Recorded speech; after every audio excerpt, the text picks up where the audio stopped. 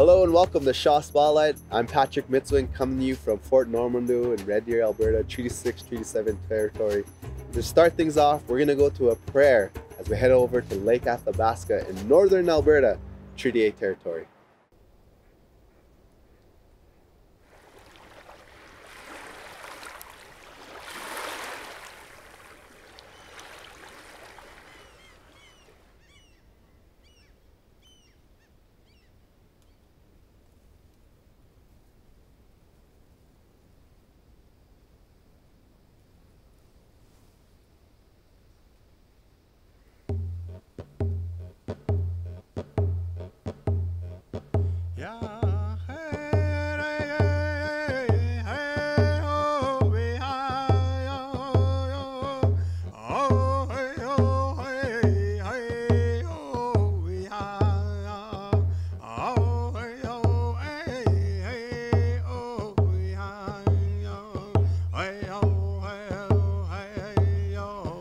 Dawinan, Kichigisigok, Ayayen, Betene, Imiwichigadik, Koyowen, Betene, Uchichipayek, Kitibichigiwen, Kayasi, Noto Dakuwen, Kisigok, Betene, Ekusise, Waskadaskamek, Hanochkagisigak, Minan, Nepakasika, Nimnan, Minatatao, Kisigagi. Kaya si kasina muwakwao, kagi metu takwakwao, eko sise kasina mumnan, kagi metu tamak. Besaskimnan, igachi machi mamtu niyatamak, igatina mumnan, kai miyatak, bitane, kusike.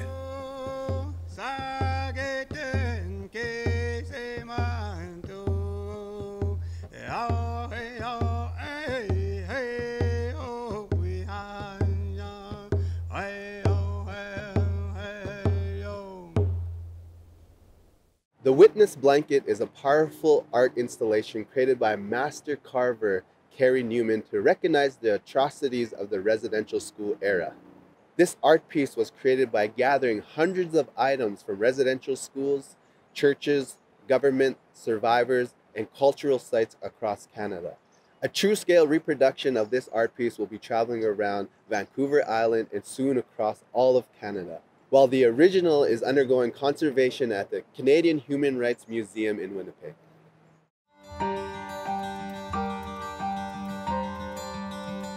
Blankets are very significant in both regalia as well as in ceremony. And they're often significant in gifting and protocol pieces. The Witness blanket is a cedar blanket, and it is meant to be set up to be an embrace. And traditionally, blankets represent protection and comfort. And so it's very intentional in how it's been designed. The Witness blanket is a traveling exhibit that is a representation of the original. The original Witness blanket is housed at the Canadian Human Rights Museum in Winnipeg, and the one here in Nanaimo that travels is a photo replica. It's by the artist Carrie Newman, who traveled throughout the country gathering artifacts that are representative and have emotional resonance regarding residential school experiences. It's about bringing awareness on the trauma from residential schools, and a visual representation can really connect community in a different way. Walking through the door, which I don't think was something I did in the original, was a different feeling. Like, as an Indigenous person myself on my father's side, it's, we've been having a lot of conversations in my family right now, and I've been thinking a lot about, what it means to grieve. I think people are interacting with this piece of art in a very personal level. It's something I keep coming back to in my mind, the institutional nature of the damage that was done and the power of words. It's particularly timely in a lot of the conversations around what does reconciliation look like and what are these sort of actionable pieces, and really understanding that historical trauma and that is really everly present right now. What I hope with this piece is that it really moves people to action. That it would spark a conversation with your own self and understanding of what it means to be a Canadian. My hope is that that conversation will result in real, significant, tangible change.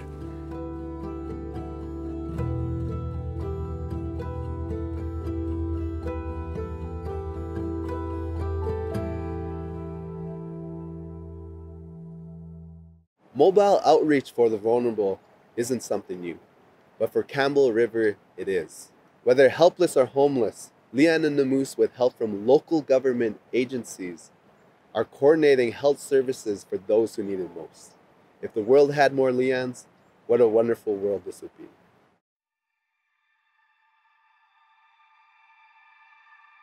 It's a privilege for someone to share their story with me. You know, that's private. That's something that affects them. And to share that with me gives me knowledge, it gives me wisdom, and it gives me an understanding of, you know, I really want everyone to understand that we need to stop and think about how we interact before we react. I cannot believe how brave and strong some people are. And letting me be a part of that journey, or even letting me know about that journey, is an honor.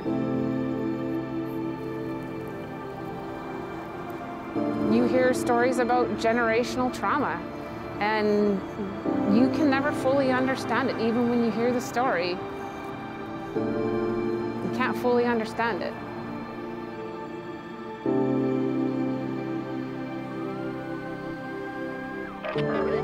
I think it initially began because of the stress on the ER system and the OD crisis. So folks came together and thought, how can we offer services to people who are vulnerable and meet them where they're at, as well as creating a bridge for the gaps for services to people who aren't accessing. The Moose is essentially a platform for nurses, doctors, social services, mental health, to support folks who are either vulnerable or in that place where they're not quite sure if they want to go into a brick and mortar building. You know, when folks have been traumatized by the system, or you know, maybe they've been in the hospital when they're young and that was traumatizing for them, all the way to residential school type settings. The fear around not knowing what to expect, or someone saying they're going to do something and not having the ability to follow through, or that fear around what's going to happen if I tell them my story. Am I going to lose something? A lot of times we run into people who are in the midst of a crisis, and it can take longer to get them to the sort of help they want, and if it's not easy and as accessible, they tend to kind of turn down that sort of help. But with the Moose van right downtown during our foot patrols, it's really effective. Leanne is a vibrant, energy-filled person with some great ideas and a great vision, and I think it was that energy that put the Moose van together and made it an actual reality. She is just a get things done kind of person. It's quite amazing to see her work. If you ask her something, she finds a way to get it done. People are really comfortable accessing services here, so it's been an awesome bridge to care for people. I think it's one of the best things to happen to Campbell River, and definitely one of the best things to happen in my professional life, so I love it. It's really an awesome service, and I really feel quite honored to be a part of it, you know, giving back to the community. Leanne's an amazing woman, you know. She's got such a big heart and lots of energy, and she's go, go, go, and funny and goofy, and it's really an honor to be her friend. My hope, my dream, my desire is that we're able to come together differently as a community. It's important to know that as humans, it's not one person that makes a difference, it's all of us. This is a project that is about everyone. So I just feel that we need to be more mindful. We don't know what's happening for people, and we don't know what has happened for people. If we were just a little kinder, you know, if we were just able to kind of stop and think for 5 seconds, How do we gain trust with people that have been so traumatized by so many systems? This is where maybe this is a small step, because it's a bit of a system, but it's not the same system that we've utilized for years and years and years. You know, it's about being open. It's about saying, thank you for being here. I'm here. What do you need?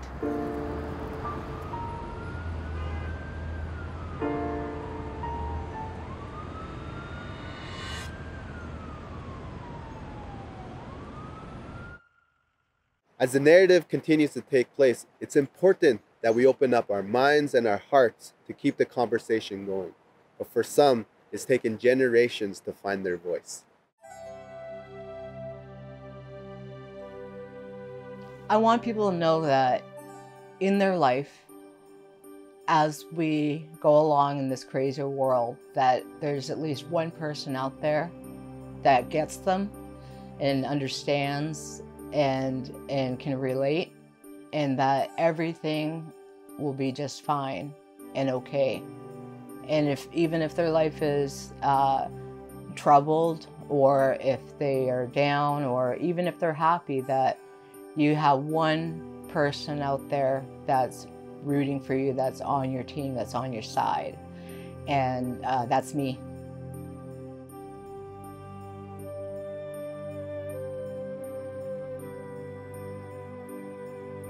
Hi, my name is Crystal Burby, and I am a Native American artist, and I have been painting for 20 years.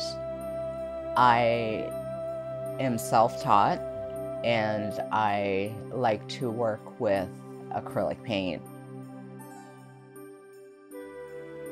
In different parts of my life, I wasn't happy. I was sad, and I had difficulty just like everybody. But, you know, I felt like I didn't have a voice and felt like I didn't express myself enough. So I tried to do it through my art. I feel like the Creator is coming through me as a vessel and is giving me this image to draw out onto the canvas, because whenever I start, generally there's nothing there. So it's a blank canvas. And then I just start with my pencil and I start going, and then the next thing you know, I have an image. So it surprises me, you know, whenever I get finished a piece. I just can't believe what has, you know, transformed right in front of my eyes. These people that I'm representing in these pictures, they also have a history. And if you look down the line for Aboriginal natives, they have had a long line of history of sadness and happiness and sorrow. With my art, I am able to give them that voice and have a stand and have a say. It has helped me through some of the hardest times that I've had in my life, and through the happiest times. It has helped me grow as a person, as a mother, as a fiance, as a person in this world. I am just as equal to everybody else, in that everybody else is just as important as I am.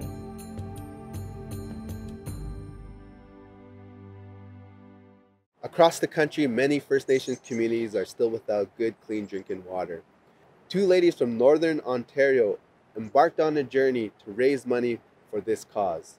With roughly 260 kilometers along Lake Huron, Canoe for Every Child took Paige and Lou from one residential school site in Sault Ste. Marie to another in Spanish Ontario, raising over $75,000 in honor of residential school survivors. The fact that clean drinking water isn't making it to all the communities in Canada is, I would say, pretty absurd, especially paddling along it. Like, you really don't understand how big the lakes are until you're going through a stretch of them. Lou and I paddled around 260 kilometers, and we didn't even do a fraction of this lake.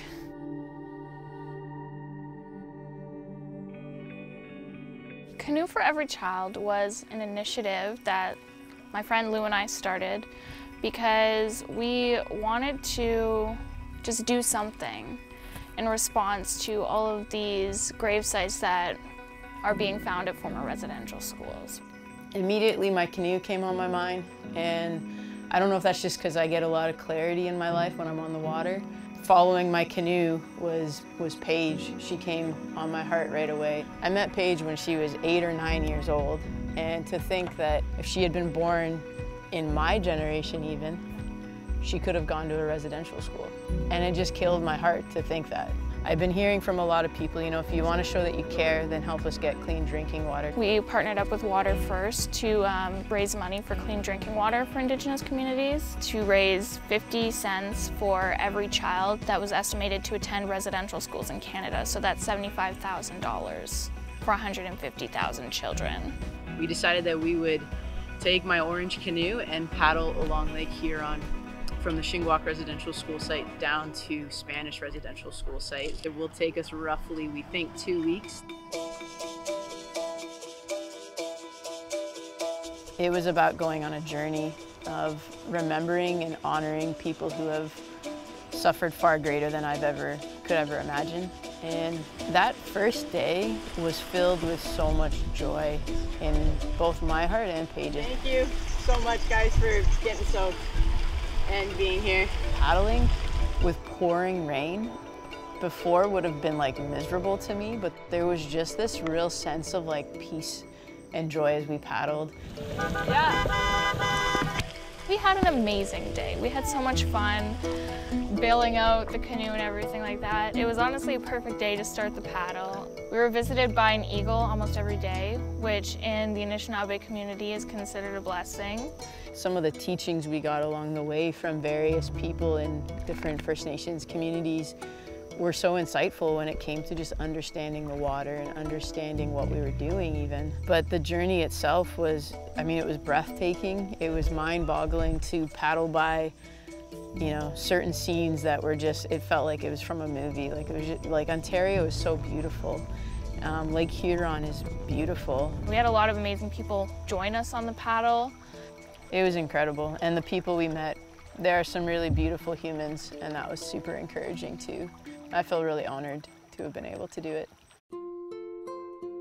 And then getting to the shore, like coming to the marina shoreline and seeing the people who were there, I felt really emotional seeing them. You get to that point and you realize, wow, like this has actually happened.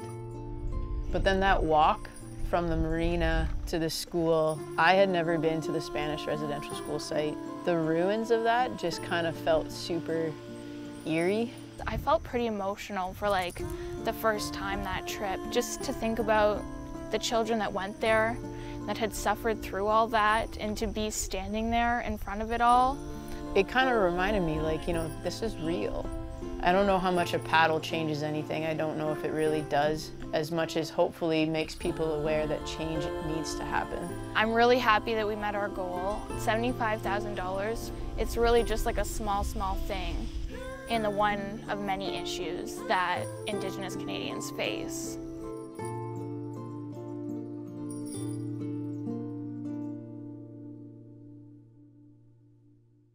It was formerly discouraged for Indigenous peoples to pass on their knowledge and wisdom, making it even more important today to pass on that knowledge to the younger generation. Two ladies from the South Vancouver Island are making sure that the traditional knowledge of the traditional pit cook continues on. Something that my Uncle John Elliott Stalquith once said to me and to a group of youth was that we needed to practice our Kwetlal ways of being. And if we stopped practicing our Kwetlal ways of being, we would no longer be Kwetlal people. The way that we connect to land, the way that we connect to our foods, the way that our teachings are wrapped into all of those things, that's what makes us Kwetlal people. That's where my identity is, and it's important for my sense of belonging and also for my children's sense of belonging in this world.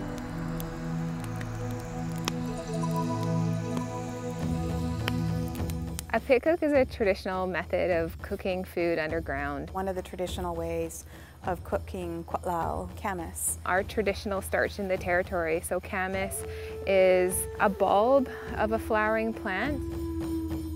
Camas is very unique in how it's pit cooked, dug a certain way to prepare, contain the heat, and to slow cook the camas. They're really here today because of our ancestors and how they managed, which you now know is the Garryoka ecosystem, the Kwetlal food system.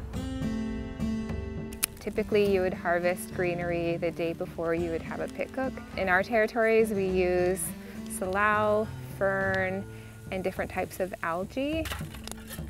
You'd place the rocks in the hole in the ground, you build the fire on top, shovel out any remaining wood after a few hours. You end up having a layer of hot rocks, greenery, wrapped food, another layer of greenery, canvas, and then you pour soil on top. Kind of like the lid. Keeps the heat all in and it just slowly cooks. Over 24 hours to 48 hours is a traditional way of cooking Kwetlal. Fruits of our labor.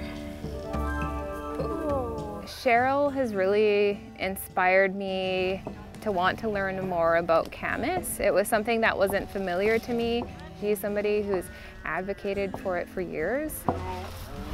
I knew eventually I would have the opportunity to do a pit cook, and luckily Cheryl was the person who was able to show me how to do it. We have a responsibility and a role too, and we connect so much so to this and very important land and food system. And I think creating that awareness is so important. That's one of the things that I really like to encourage Bianca to continue to do. I could see the passion in her, and I could see her connecting well with the land, and I could just see her really doing well harvesting and pit cooking and creating awareness. We have a word in our language, it's called Chilangan. The direct translation is inherent birthrights. So for me, I have a birthright to know these things. It reminds me of the stewardship that women in Kwetlal in the Kwanghan territories had in relationship to Kwetlal camas. All plants share stories and they tell a history, and so it's a reminder to me of where I come from, who I am. It's important that I pass those things on to my daughter and to my children, and that we keep those things alive. And I think it's important to practice those things in my life, not just because I would have to for a job, but because I want to live it.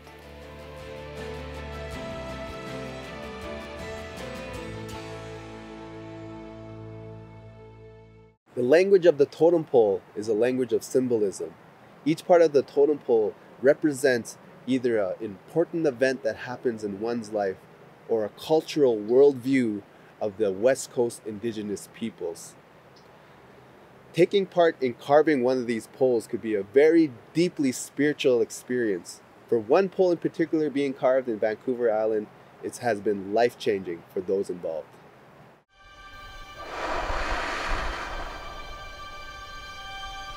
"800 years ago, when that tree was just a bud, our Creator knew what was going to happen to that tree, who was going to be around when it was time to carve it. And the people that is working on the pole now were selected. It was preordained before contact even.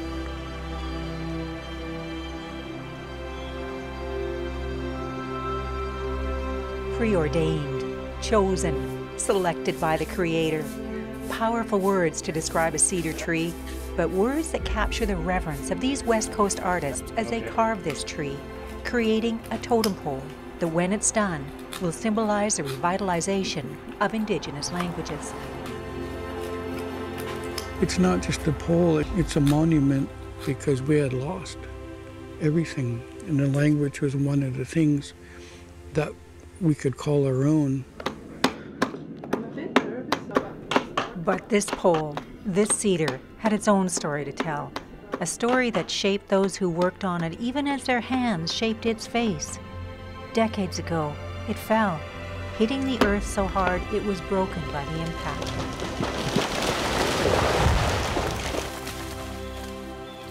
It lay hidden, waiting for the day it would be revealed. And when that day came, even though 4 different trees had been identified as possibilities for this project, bad weather had made all but this broken tree inaccessible. Some members of the group turned away, unwilling to work on a damaged trunk, when they were reminded that this too was a gift from the Creator, a gift that carried its own story of brokenness and hope. That cedar intended for us to pull together, not only as artists but as a community, to repair and look at what people, may always talk about for years to come, reconciliation.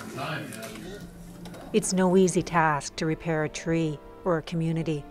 And even as the pole was being strengthened, there were other challenges, financial shortfalls, personal crises.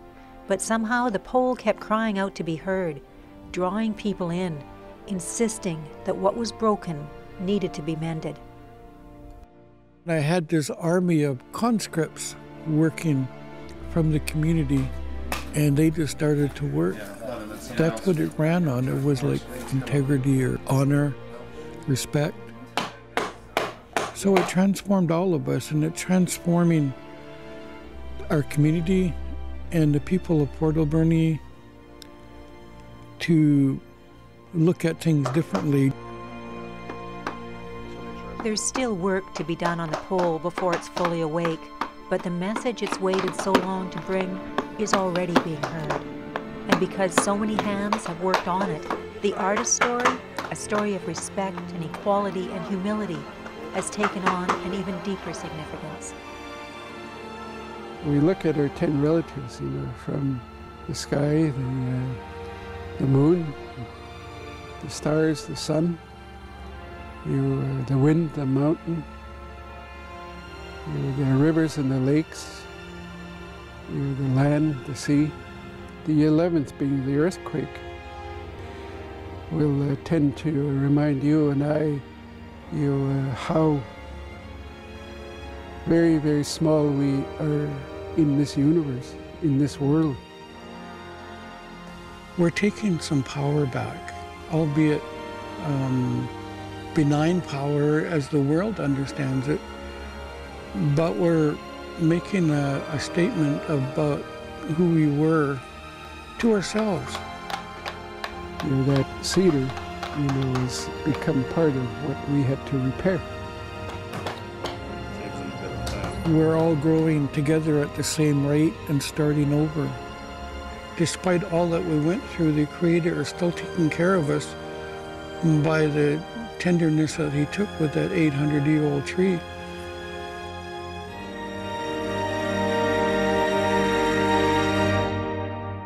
As we move forward, we must realize the importance of sharing our knowledge with each other.